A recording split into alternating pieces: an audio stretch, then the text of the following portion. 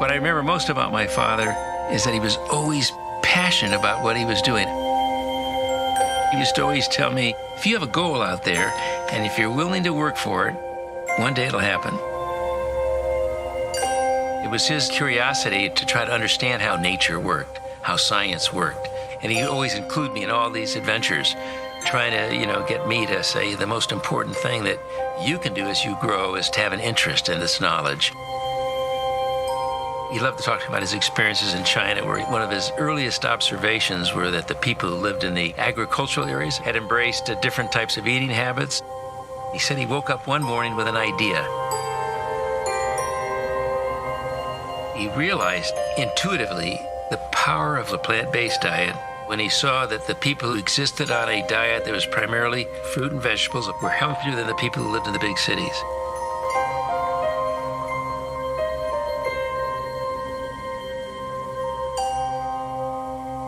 Theorized there must be hundreds, maybe thousands of important factors in a plant-based diet that were important in human nutrition. And he began to conceive of a supplement that you could make from plants that you could add back to the human diet.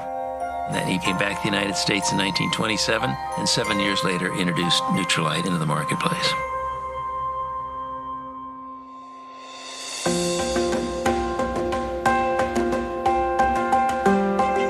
My father pioneered in the area of phytonutrient development from the very beginning. He was always working on experiments, trying to figure out ways to share it with other people. I think it was born out of his desire to help people. He did these simple little experiments with plant materials, and he saw these colors showing up in a chromatographic column.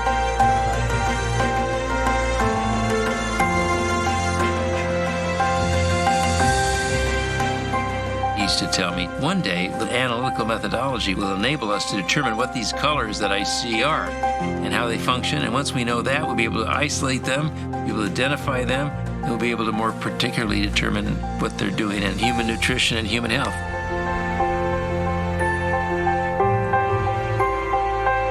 I think we've come a long way in discovering what nature holds, but we have a long way to go. I think we haven't scratched the surface. My dad would say we haven't even scratched the scratch.